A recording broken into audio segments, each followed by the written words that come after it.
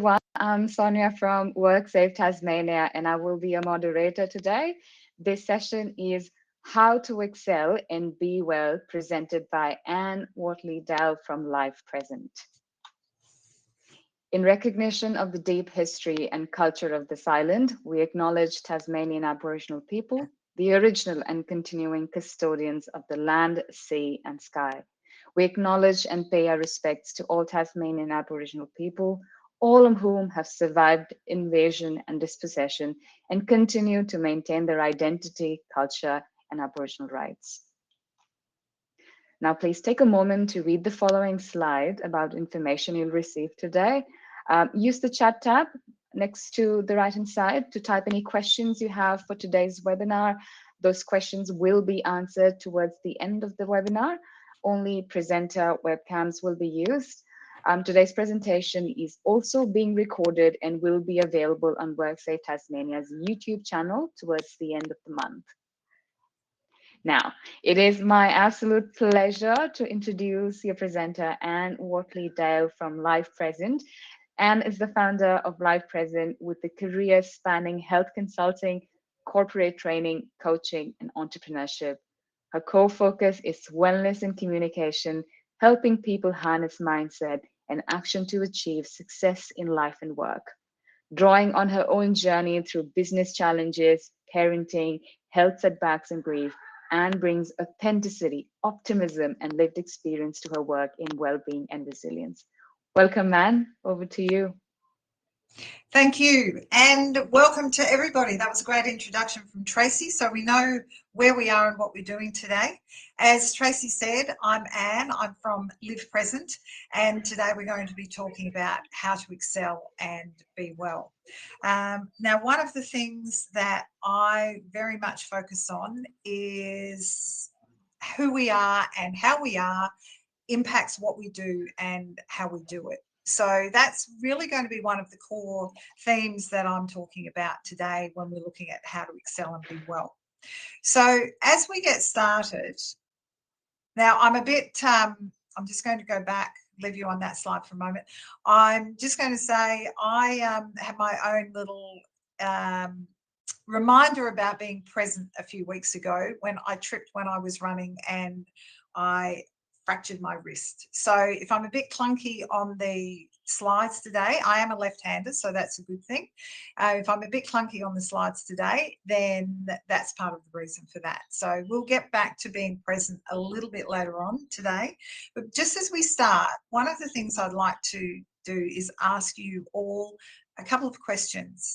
So the first question is, what do you want to excel at in your life, in any of the roles that you play? And that can be in your work life, in your personal life, your friend life, community, whatever it might be. What is it that you want to excel at? And take a moment to just think about that and maybe write something down, and then also ask yourself the question, what does being well mean for you? And have a moment to maybe write something down about that as well. And then I've asked you, where do you think you are right now on a scale of 1 to 10? So I'll just give you a moment to think about those two things, because that will help you to position what we're talking about today in relation to your own life.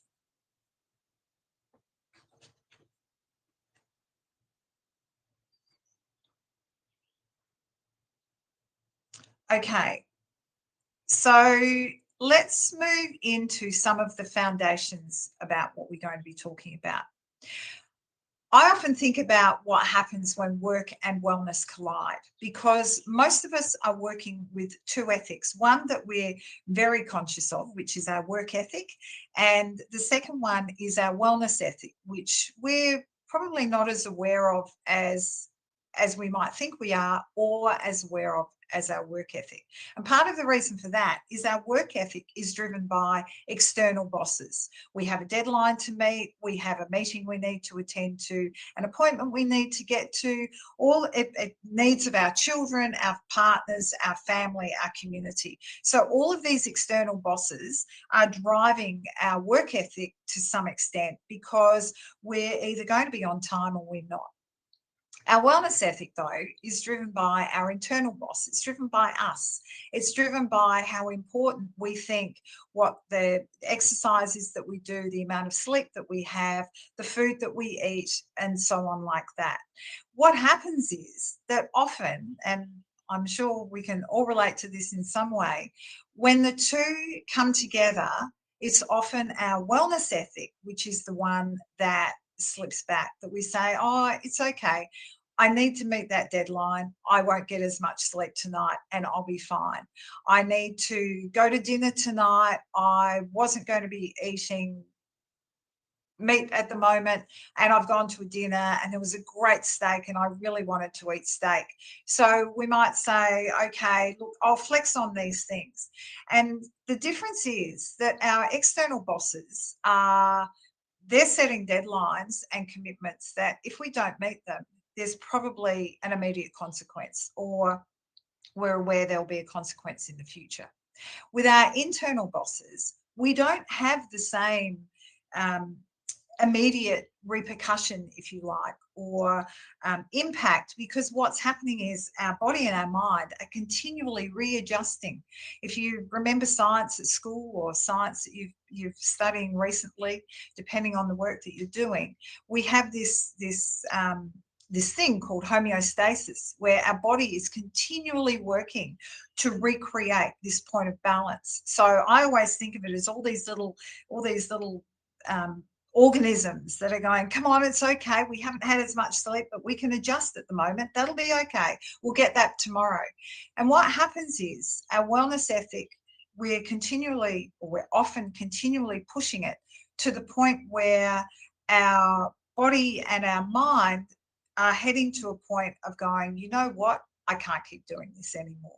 And that's often where collisions and catastrophes happen, not necessarily physical collisions. It's more of a phraseology as opposed to an actual collision, although my collision with the concrete a few weeks ago was an actual one. But things do come along that are our reminders to say, slow down, take care. Hey, you do need to look after yourself right now because you're on the way to becoming unwell. And when I think about all of those things together, I've always thought about work, health, life, wellness, or in the early days, work, health, life balance. And that's because in my world, I don't believe that we can have work life balance or work life wellness or work life anything if we're not thinking about our health as well, because I don't believe health will just happen.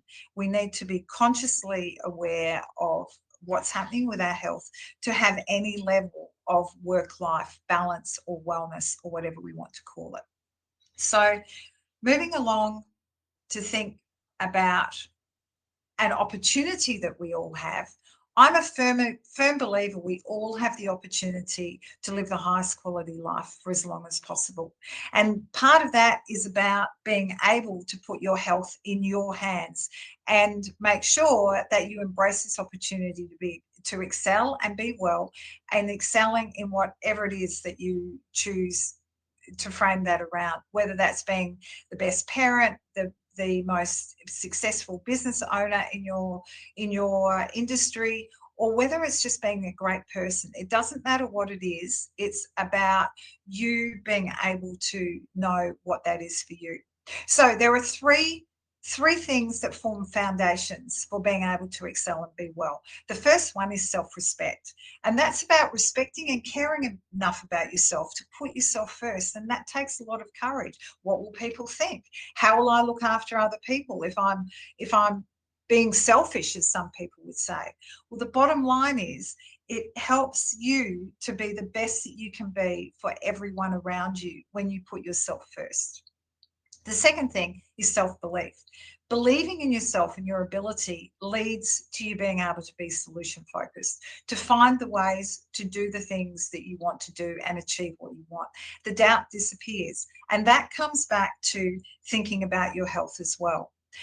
For me, I realized that I have always had this absolute belief from the tip of my head to the bottom of my toes that I will be well. And that serves me pretty well, because even though I have accidents and injuries just like and become unwell just like other people. I know in myself I heal quickly and I'm essentially well, whatever's going on. And I'll get to that after as well. The third foundation is self-awareness. Awareness is becoming just that little more conscious about how the things that we do impact, or the things that happen to us impact and influence everything that you do, your actions and your next steps. So the conversations that we have, the sleep we do or don't have, exercise, and even where your mind drifts in quiet moments, or quiet moments when you're running and you're not thinking about where your feet are going, and instead you're thinking about what you're going to be doing for the rest of the day. So self-respect, self-belief, and self-awareness underpin the four cornerstones that are essential for excelling and being well at the same time. Because often, as I've said before, what happens is it's our health and wellness that gets compromised when we're looking at excelling in anything. So let's have a look at pillar number one. Our first cornerstone is about mindset, and mindset matters. What you think about, focus on, and talk about matters in every way, whether it's self-talk, work talk, or life talk. Our beliefs influence our thoughts, and our thoughts influence our actions. So when you wake up first thing in the morning and you say to yourself, it's going to be a terrible day today, I would hesitate to guess that most of you have that experience, not the opposite experience. When we set ourselves up with self-talk, which isn't supporting us, we can be already taking that step down a track, which is a day that isn't going to be successful, a meeting that we might not do as well in as we wanted to, whatever it might be. So, what we say to ourselves, how we communicate at work, and how we talk about life and our communication with others about life has a big impact on us. And that's because we get what we focus on, not what we want. So you might be saying to yourself, I really, really want to be the most successful in my career. I want to have a healthy bank balance.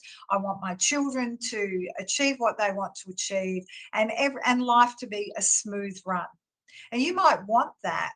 However, if your focus is on how tough your day is going to be, that the family is going to have yet another challenging conversation before the day even gets started, those are the things that we get more focused on, and because they're what we're in, and what we're experiencing, unless we make a conscious choice to say, you know what, I can actually impact this conversation in a much more positive way by changing the way that I'm thinking about the people that are in that conversation, my input into it, and so on.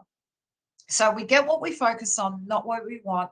When we get our head around that, it makes a whole lot of things easier to understand, and also helps us to make changes. And leading into that, and I guess summarizing mindset in what we're talking about, if we want to be well, yet believe, focus on, and talk about being sick, your focus is on being sick. So the difference between saying, I feel really sick today, and saying, I'm unwell and getting better, that's huge in itself. I'm not saying that we ignore what's going on. I'm saying reframe it in a way that is much, much better language for you to be successful, feel better about yourself, and to see that you can have a solution focus, and that you can focus on being as well as you want to be. So where do we go from here? The next pillar or cornerstone is healthy conversations. Now, I'm a big believer that we need to be able to stand toe to toe with someone else, have a challenging conversation, and feel okay. And that can be a really hard thing to achieve in some situations. Where do healthy conversations come from? Well, first of all, we hope that they don't end up with either party in a conversation feeling like this. Effective communication is underpinned by healthy conversations. Healthy conversations, and especially challenging conversations, they come from and focus on understanding, mutual respect, and kindness and empathy. So, understanding is about saying, well, okay, what do I know before going into this conversation? What the conversation may be about. Now, if you're picking up the phone as someone in any sort of a work role where you can't anticipate what the call is going to be about, then that understanding might just be of knowing what it is that you do, having confidence in your ability, and knowing that whatever phone call that you take or meeting you walk into, you will be able to listen effectively, respond accordingly, and leave with an outcome that's appropriate to that meeting or conversation. Mutual respect is about saying all of us are on an equal playing field in this conversation. I respect each person for what they bring to the conversation, for who they are, what they do, what their experience is, and I speak to them accordingly. And I also respect my own experience, ability to communicate effectively with this person and have a good outcome. So it's not about I'm better than you or anything like that. And the third thing that's important here, and right from the beginning, is kindness and empathy. We don't know what's going on for the other person.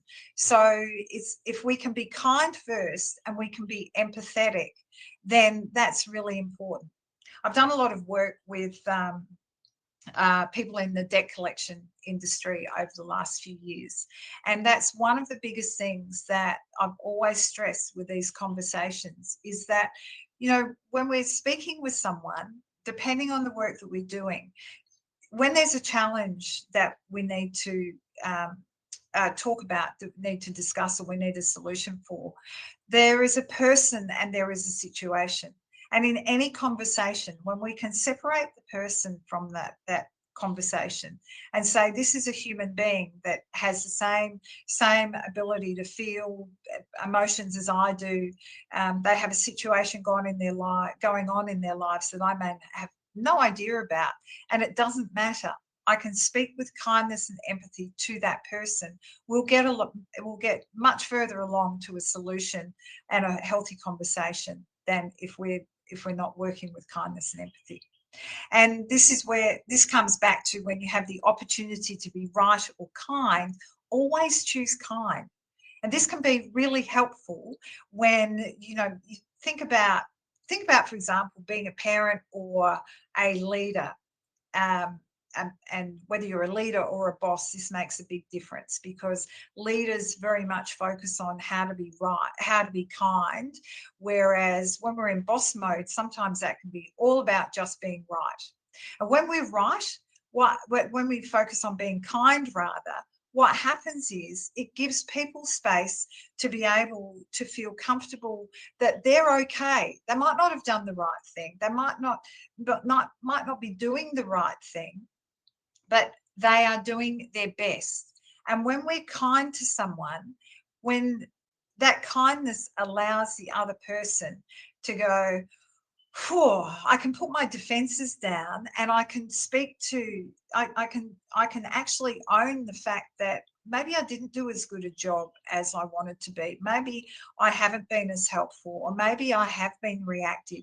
And I can own that, and I can move forward and say, hey, I know I didn't get this right. I know that I need to be more helpful, or I need to be a bit calmer. Kindness to the other person will bring that out of the other person.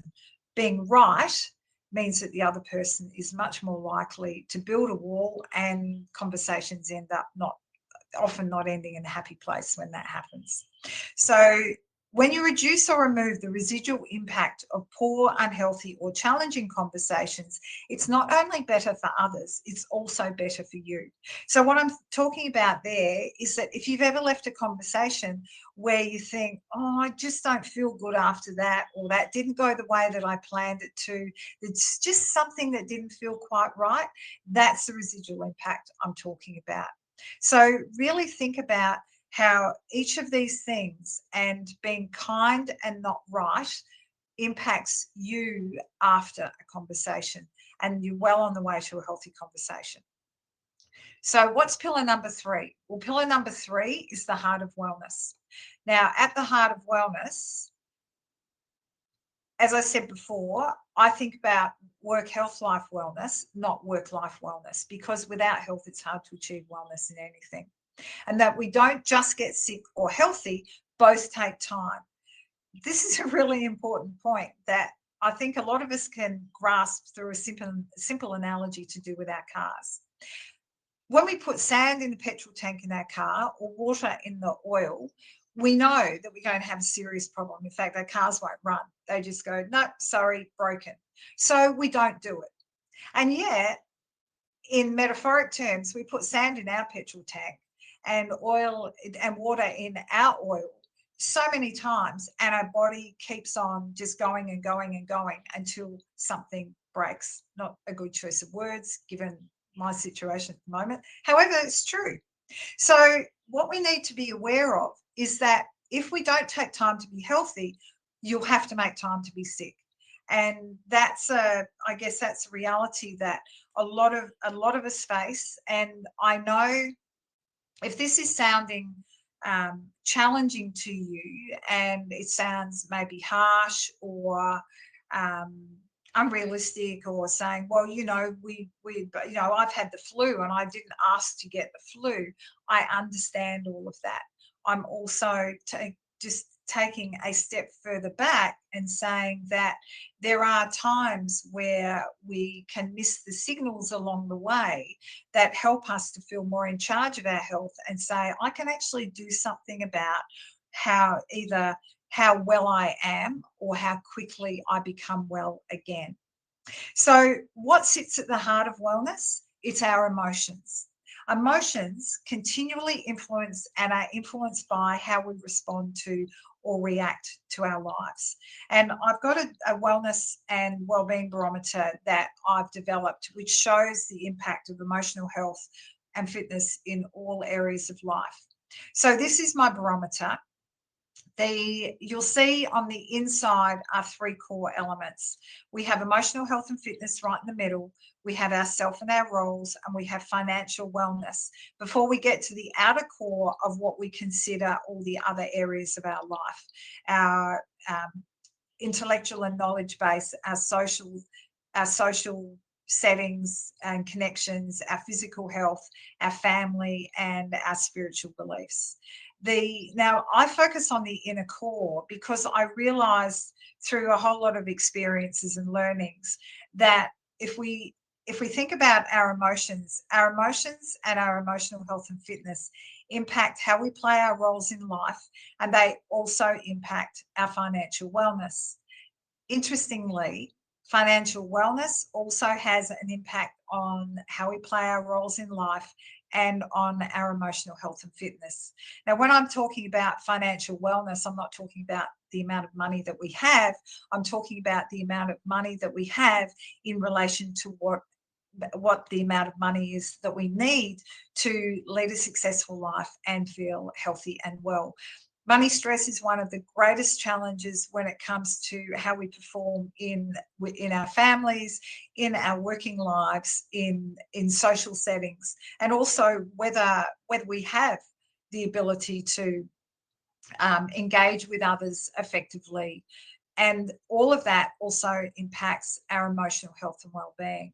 And I guess we see it more and more when we think about, we've become much more aware about the impact of money stress over these last few years than we had before. So whether it's, I used to say to myself when I was a new graduate from, I'd come back from England after studying health consulting. And I used to say, is how I'm feeling related to the exercise I've done, what I've been eating, what's been happening in my world, how I'm feeling about my work, how much money I have in the bank, or is how much money I have in the bank, what I've been doing or eating, or who I've been seeing or not seeing, is that impacting on how I'm playing my roles in life and how I feel about myself as well. So these 3 areas at core are really important. The barometer has there's a number of questions that just help to direct into thinking about each of these areas. And of course, you've got a copy of this here now. And if you're interested in having other copies, then please let Lynn and the team know. Okay, so where do we go from there? Well, pillar number 4 is living present with action.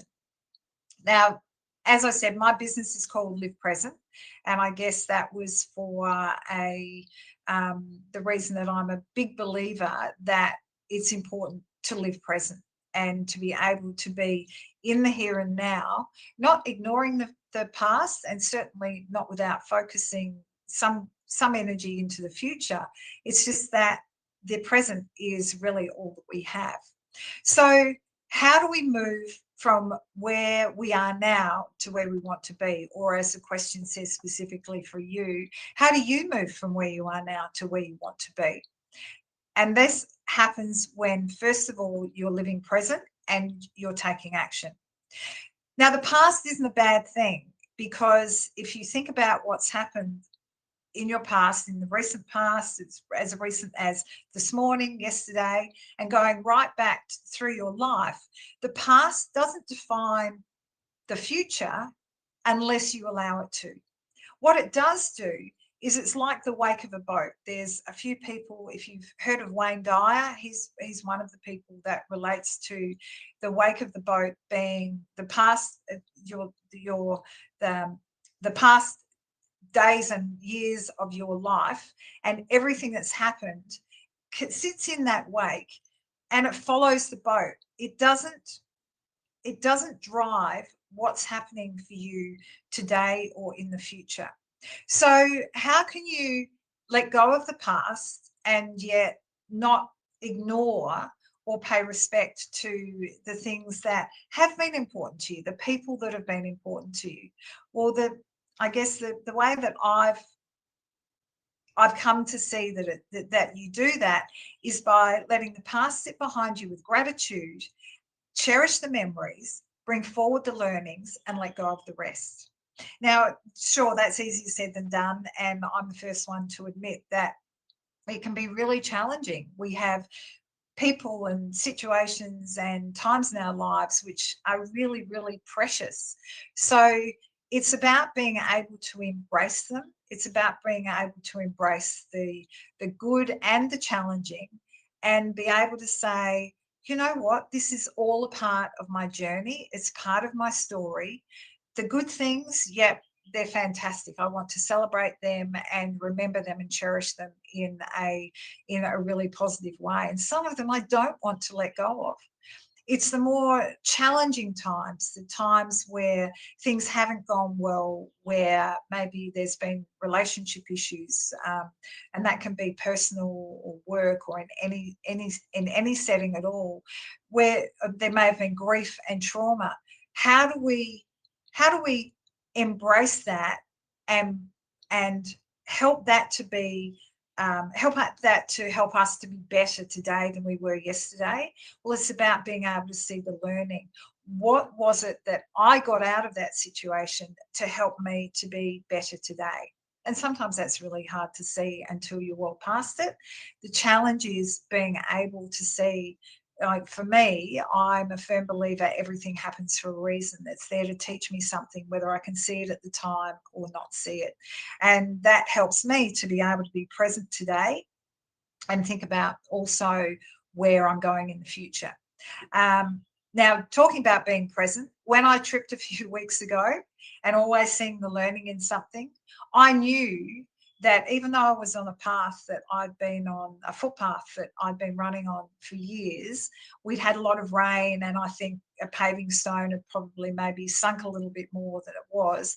And I can say that was why I tripped. I also know when I think about it, I was about to stop running and I wasn't focused on running. I was actually focused on, I've got all of these things I need to do for the rest of the day. And I was totally focused on that. And before I knew it, I was in a different place, and certainly not focused on what I had to do that day, because I sat in emergency for the rest of the day. It might sound strange. I'm actually thankful for that experience, because it reminded me, I was so focused on where I was going, I'd forgotten where I actually was, and I had to make the time to put everything else aside to be able to engage with what happened to me at that moment in time. So it's life has a funny way of showing us sometimes what we need to see that we're not necessarily totally aware of. So see the hope, the opportunity, joy, and hope in knowing that the future isn't written yet. So when we're living present, we have that opportunity to be able to say, what's in front of me? I know what I'm doing now. I know what I've experienced. How can I make sure that in every moment I can see the awesomeness in what's going on, even if it's not in a pleasant situation?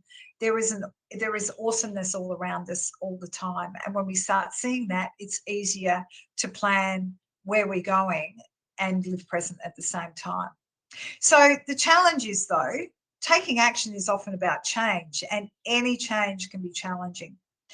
The challenge of change is that we have a current reality, which is where it is, where we are now, and we have a preferred reality, which is our dreams, goals, and passions.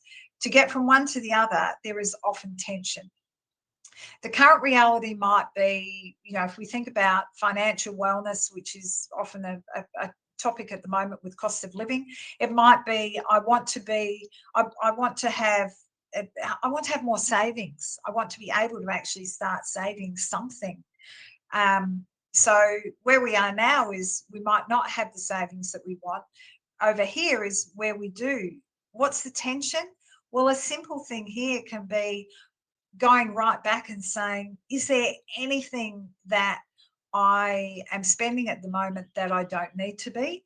It can also be as simple as, I'm going to make sure that each time I receive income, wages, whatever it might be, anytime I receive income, I am going to put myself first, and I'm going to commit even the smallest amount to saving. Now, the tension that can happen there is saying, well, I haven't been able to do this before. Why will I be able to start doing it now? The reality becomes, when you start doing it, that tension of building that habit and starting to achieve your preferred reality starts to remove the tension.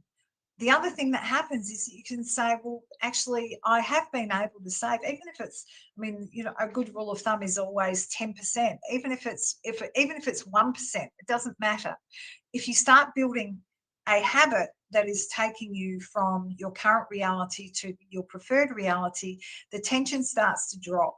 A habit starts to be formed. You're taking an action which you turn into a repetitive action, and before you know it, you start chipping away. And in this case, you're starting to build even just a little bit of savings, which starts to build a buffer and help you also see you can achieve what you set out to do. The challenge of change is also in being able to say, you know what, doing something differently is good. Different is always good. It might not be what other people want you to be doing, or that it might challenge them. And sometimes other people feel challenged when we do something differently, because it impacts on them. Not impact. It shows them that they might be able to do something differently as well, and they're choosing not to, and that's where it becomes confronting. So there are all sorts of tipping points as well, where you might say, okay, I want to be doing something differently, and I just can't because I've got family commitments, I've got work commitments. I want to change my job, and I can't do that because I need to make sure my income is always stable. Totally get that. When I became a single parent, it was a total eye-opener to how many people I've known over the years that were very much caught between, I want to leave my role. I need to find a different job, and I can't deal with not having financial security.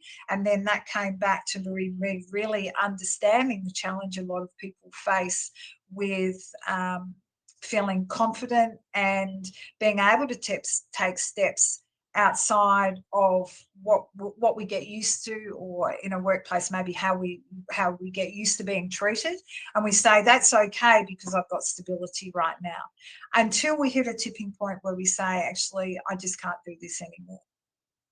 The challenge is with tipping points is to be able to drive them or feel in charge of them, as opposed to having them driving us and then we don't feel in charge of anything. Knockbacks are really important, even though we don't necessarily enjoy them. Interestingly, I heard an analogy again from Wayne Dyer, who, if you haven't heard of him, he was affectionately called the father of motivation a number of years ago. And one of the things that he talks about is that before a great achievement, a great moving forward, a great success, we often have a fall or a knockback of some kind. Knockbacks are the things that keep us on track and that can just test our resolve for what is it that we do really want, or are we heading in the right direction? It's also important to remember that moving forward and being able to excel in what we want or be who we want to be, it takes courage, because sometimes it's going to challenge the norm. It's going to challenge the beliefs and of people around you. It might challenge the relationships that you have, and that can lead into also seeking out the uncomfortable, having the courage to seek out the uncomfortable, to take the knockbacks and say, you know what, this is what's really important to me, and when I'm the best for me, I'm the best for everybody else. Embrace those things if you can, without saying, oh, it's uncomfortable, it must be a bad thing. See if you can start seeing uncomfortable as a reminder that you're changing, and also that you're moving from this current reality, or as things are now, to the preferred reality of where you want to be. And you know what? Looking after yourself first and being the best you is always the best thing that you can do for everybody else. It's part of the reason why when we're on a plane, in the safety messages that the crew go through, they tell us to put on your oxygen mask first before helping anybody else, even your children. Because if you haven't got the oxygen on yourself, then how can you be there for anybody else? So think about that in life as well. Okay, so where do we go from here? Well, I have a question for you, and this is, again, a personal reflection. What is one thing you'd like to do better starting today? Have a think about that for a moment, and then move on to the next question about what action you will take. I'll just give you a moment to think about that, and maybe write a few notes down as well. I'm a great one for writing, because when you write things down, it sets them in concrete. You don't have to think about them. You can go back to them, and it helps you to take action.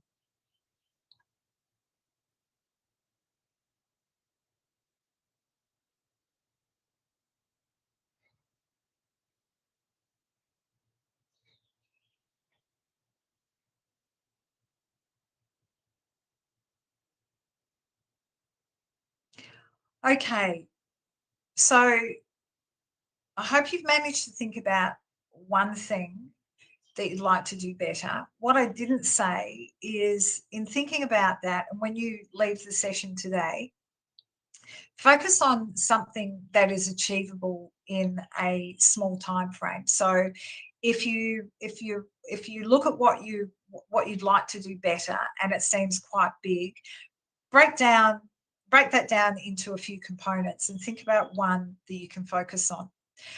Think about the actions that you can take. For example, if you want to be having more sleep, then what does that look like for you? Does it mean going to bed an hour earlier? or maybe half an hour earlier? Does it mean not being on a device 30 minutes before you go to sleep? Does it mean reading before you go to sleep? Does it mean having a different wake up time in the morning? Whatever that looks like for you, think about that one small component that you can set a timeline to achieve over the next, say, a couple of weeks, 2 weeks, maybe up to a month, no more than a month, and see what you can do incrementally each day to be able to achieve that goal. If you actually don't achieve it, that's okay, because each day what we can do is we need to have a reset. It's about setting an intention about what we intend to do, and then being able to reflect on what it is that we've done or we haven't done, and then being able to make peace with it. Celebrate ourselves if we've managed to achieve what we want, and also allow ourselves to be human if we haven't achieved what we wanted to, and just do a reset and say, well, I might not have achieved it yesterday, but by thinking about it and focusing on it every day moving forward, I will eventually get there. And that's the resolve that comes from saying, I'm human. I might not get it right today. I'm still focused on it. I will do better tomorrow. Okay. And that's changing your thinking and changing your actions. Okay. So what are the 7 keys then to excel and be well as we move towards wrapping up? First and foremost, know and understand who you are. There's only one you. We're totally unique. And even if we have a sibling who is an identical twin, we still have our own thoughts and reactions and responses to the world and what happens in our lives, no matter how close we are in our makeup. So know and understand yourself first. Know what makes you tick. Know what drives you. Know what you're passionate about, and allow yourself to be kind to yourself and understand that that is what makes you you. Having a passion and understanding what that is, and understanding, what your purpose is as well, is really something that's so important as we head through life, because otherwise we can feel like we're treading water, and we can lose ourselves in our relationships, our work, our community, and one day wake up and say, what was all that about? So decide what's important, make it visible, and take action. Now, deciding what's important might be, I've been on this career track my whole life, and yet I really want to express the creative side of myself. Now, that might be important to you. Other people might think that it's irresponsible, again, selfish, that word comes up, or it's not who you are, or a whole range of things. That doesn't matter. What matters is that if it's important to you, then allow yourself to recognize that, make it visible, or as visible as you want it to be, while you are creating the resolve to say, this is something I want to take action on. As a good example, I knew someone who wanted to be an actress in the worst way. And she had an accounting role. She wanted to be an actress. This is when I was living in England. And I said to her, go for auditions. And she said, oh, I'm too scared to because. And I said, well, if you go to the auditions, a couple of things will happen. You will either succeed and go into change direction, or you won't. And that's there's sort of only 2 directions that you can go in. Well, the third one is treading water and saying I'd like to and I can't, which doesn't serve any purpose whatsoever. She got into some auditions, or she booked some auditions, came home after the first one and said to me, I've decided I don't want to go down the acting track. I'm too short, I'm too plain, and I don't want to lose the income that I'm used to having. I don't want to go back to being a poor student again. And just like that passion, she managed to feed into joining amateur dramatic societies, and she was happy being an accountant after that. So her few years that she had of that turmoil of I want to be this but I can't, suddenly were gone. So decide what's important, make it visible, take action. And when you're making it visible, just make sure it's visible to you and only visible to other people when it's so comfortable that it doesn't matter what anyone else says, it's not going to matter. Sometimes we need to slow down to speed up. Slowing down to speed up means I think I'm on track. I'm not quite sure. Let me just take a step back for a second, because if I don't slow down and take that step back, something might trip me up. Here I go again. Something might trip me up, and I will end up having to slow down anyway. Remember, you chose and you choose. So what this is really saying is, we make unconscious choices about what we're doing in our lives, whether it's the activity that we have, the exercise, the what we're eating or drinking, right through to the careers that we choose and the partners that we have in our lives and relationships we stay with, whether they are interpersonal or friend relationships or work relationships. We sometimes feel like life is choosing things for us, and the reality is that we can always feel in charge. We don't not necessarily be in charge, we can always feel in charge. And that means that you can always say to yourself, well, actually, I might not have consciously done this, but I chose this. Why is that important? Because when you know that you feel in charge and that you chose a situation that you're in, it means that you can change it as well. Being patient and consistent, taking one step at a time, is really, really important as well. Consistency, whether it's $1 in the bank every day or just building on taking steps in your career or improving relationships with your family and friends, or even at work as well. Being patient and consistent helps you to build on what you've done yesterday. It helps you to see what you've done, where you're going, and it helps to see that the targets that you've set for yourselves, that you're moving towards achieving them. It's important to review and refocus daily, because everything is a work in progress. I remember seeing a short video with Simon Sinek, who was talking about when we fall in love, and he was relating falling in love to going to the gym and getting fit. And he said, and the video goes something like, when was the day that you realized that you were in love? Was it the first day that you met this person? Was it the first time you went on a date? Or was it a gradual process where one day you realized, hey, I'm in love with this person? And a bit like going to the gym, when we go to the gym, we have an expectation or a desire, maybe, to say, I want to increase my health and fitness, I want to look like this, whatever the goal is that we have when we're going to the gym or doing any exercise whatsoever. So we start on the first day, and we might be working our muscles, working on our fitness, and it doesn't just happen in one day, 1 week, 1 month, but somehow in the future, when we look at ourselves or we see that we can run to the bus, for example, or run to the car without it feeling stressful, we realize that we've actually achieved our goal. How did we get there? We took lots of small steps consistently, and then we realized that we'd actually achieved what we wanted to.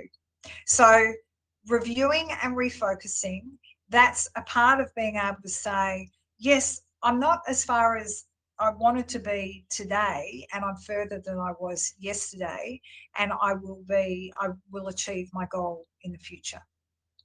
And last but not least, and something that I'm very passionate about, is living passionately and on purpose in all areas, whatever that may be. The importance of feeling passionate every day, no matter how small that may seem or how unimportant. It really makes a difference. And so does feeling that you are on purpose, as in you feel like you're achieving what you've wanted to achieve for yourself. So they're my 7 keys to excel and be well. The other thing I just wanted to say as we close is, I don't know if you've ever seen this quote from Theodore Roosevelt before, but it's about the importance of recognizing that it's not the critic who we listen to, who might be our internal critic, or it can be a family member, a workmate, a friend. It's not the critic that counts. It's not the critic who counts, not the man who points out how the strong man stumbles or where the doer of deeds could have done them better. The credit belongs to the man who is actually in the arena, whose face is marred by dust and sweat and blood, who strives valiantly, who errs, who comes short again and again, because there is no effort without error and shortcoming, but who does actually strive to do the deeds, who knows great enthusiasms, the great devotions, who spends himself in a worthy cause, who at the best knows in the end the triumph of high achievement, and who at the worst, if he fails, at least fails while daring greatly, so that his place shall never be with those cold and timid souls who neither knew victory or defeat. So Brené Brown talks about this, that Brené Brown talks about daring greatly. It's really important to recognize that if you have the courage to aim for what you want to aim at, to do what you want to do, and be who you want to be, you may trip, stumble, fall, fail numerous times. However, when you are in there, in the arena, as this quote says, if you are in there and you are giving it a go, you are way ahead of the person sitting on the sidelines who is saying to you, oh, why would you even bother? So thank you for taking the time to attend today. I know it's always a time commitment that at times we feel like, you know, I have other things to do. The challenge is this is about slowing down to speed up as well. I hope you've been able to see some have some thoughts about where you can take what we've covered today to help you to excel and be well. And as I'm closing off, we will have some time for questions. So I will hand over to Tracy and see what questions we have that's come through. Thank you so much, Anne, and thank you so much sharing for that wealth of knowledge. It's been absolutely great. Yes, we do have some time for questions. Feel free to type in your questions in the chat. I think there's few that's come through. I'll grab the first one. So it says, the attendee says, changing thoughts is a very much an individual process. Yes. Yes, it is. It's the I guess the biggest challenge is that how we think can be affected so much by other people. However, it's, you know, when you go delve right inside, it's even possible to think I'm thinking one way and you're really thinking another way because you have been influenced. Thank you, Anne. There's one that says, when we practice kindness and strive to be a source of it, it's natural to start expecting others to behave kindly too. While I understand it's not reasonable to expect everyone to live by the same values we do, how can we manage these expectations without feeling disappointed or disheartened? That is a great question. I think that the biggest thing for that is to be able to be centered enough in yourself to say that I what's that expression that I don't have I don't have any right to change or tell someone else that how they think or feel is is not the right way. I don't have any right to think that I can change that. There's an expression, how other people think of me is none of my business. And so really this comes back to saying, you know, am I comfortable in how I'm thinking and feeling? And hopefully the answer is yes. That by being kind and empathetic, I can lead by example and I can just be gracious enough to, you know, sometimes in myself, I say, look, that's the other person is they're on their own path. They're evolving in their own ways. And because I see something differently to them, the lesson here for me is to say it's okay for me to think this way and for them to think their own way, if that makes sense. Yes, that's a great takeaway, Anne. Thank you. We have another one which says, may I ask how to balance the drive to be out there, but the worst situation in society, for instance, in a relationship and the love perspective? I'm just let me ask. Okay, I think that speaking as someone who is very driven in what I do and very passionate about what I do, and I've sort of always had this hill and valley type of experience in life, which I wouldn't trade for the world. I think the challenge is being able to, first of all, know that if you have a lot of drive to be out there, that it's always going to be challenging for other people. And so it's important to be able to keep yourself grounded, and if something isn't working quite the way with other people or situations that the way that you want it to, is to be able to say, that's okay. What do I need to learn from this situation myself? For example, is there something differently that I need to do? I hope I'm answering this question in the right way. I think it's come from Isabella. One of the things that can often be good is, what's the feedback I'm getting from people around me?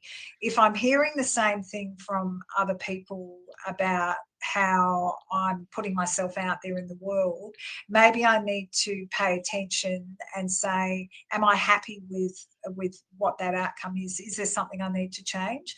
Or is it a case of it's a specific relationship or situation that I find myself in where I'm just different, and that's okay. If it pushes other people's buttons, then that's just something for me to be aware of, and maybe what I'm doing is helping other people to move forward out of their uncomfortableness. And I hope that makes sense. I think it touches upon the balance that the attendee was asking. That was a great response, and thank you so much. I think that might be the end of all the questions we have. And I guess this brings us to the end then. I just wanted to mention this. This is an event that is run as part of the WorkSafe Tasmania month. So please keep an eye out and head to the worksafe.tas.gov.au/month. We have a lot of other in-person sessions and webinars for the rest of this whole month. So please check out and have a look. There will be a survey link towards the end of the session. We would love to hear all your feedback. And again, a massive thank you to Anne and for sharing that wealth of knowledge. And thank you all for attending today's webinar. It has been great. Have a great rest of the day, everyone, and stay safe. Thank you. Thank you, Tracy. Have a great day, everybody.